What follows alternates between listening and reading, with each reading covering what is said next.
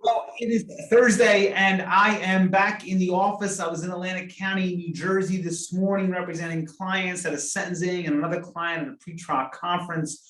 Both matters went well. The sentencing was following a trial, which unfortunately did not go our way, but our client still did receive a very good outcome in the case despite being convicted at trial. Speaking of being convicted at trial, we have received a lot of questions about what recently occurred in Philadelphia regarding John Dougherty and Bobby Henon.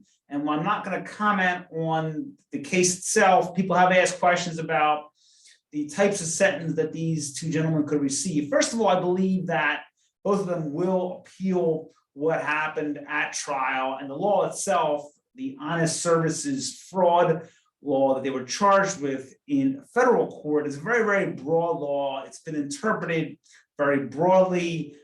Judges have gone both ways on whether or not they believe even the law is even constitutional.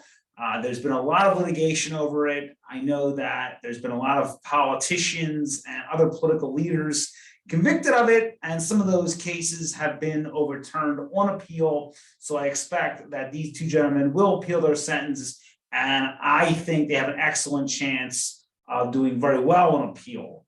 I didn't watch the trial, but just speaking to individuals who were there, and also with regards to what I know about the charge itself and what the government had to prove, and really what they needed to establish is a gray area, especially when it comes to alleged allegations of paying to play, if you will. I think there was a very strong point that politics does work that way, and you are paying for access, and the fact that your organization has given money doesn't necessarily mean that it's necessarily a bribe. So, but again, as far as the case itself, what type of sentence could they receive?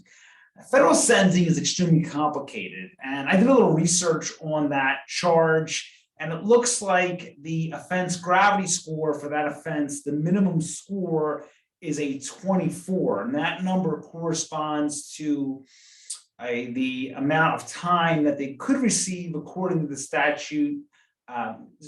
According to the guidelines. Now, I know there's been a lot of talk about the maximum sentence under the law is 20 years per count, and there's several counts, but I doubt very much that they will receive anywhere close to the maximum. And if I had a guess, I would think that they'd be sentenced along the guidelines, and they're probably looking at anywhere between, I would estimate, 5 to 10 years of federal incarceration, which is a substantial amount of time. I think the exact guidelines were 53 to, I believe, 73 months, somewhere in that range.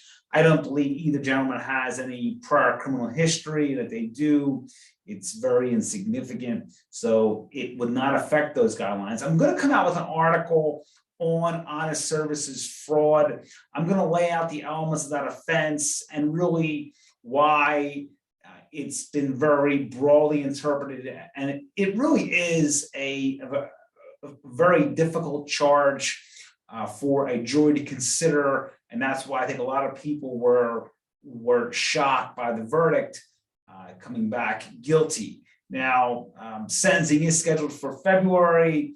I believe that the defense attorneys can make a motion for the two gentlemen to stay out of custody while the matter while it's pending appeal. I believe that the judge will probably grant that, given what I know about the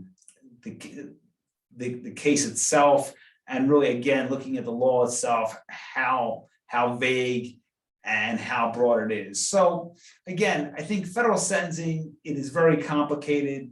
The case itself, it was kind of an unusual case because things like that do occur. And to say, I think I read, just doing a little research, one judge, equated the law to making a comment that if this law is constitutional, then the mayor of a city could be prosecuted for dropping his name as the mayor and somehow jumping the line when a restaurant is booked. So, I mean, again, the law is very broad. I think it's very open to interpretation. I think the case will be appealed. Tomorrow is Friday. We're coming out with our weekly e-update. I believe that my article on honest services fraud will be in that. We're working on that now. Hopefully we'll have it ready to go.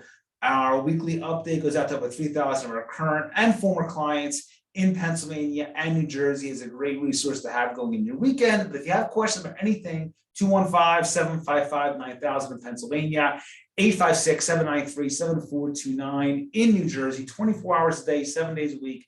Have a great Thursday, and I'll talk to you all very soon.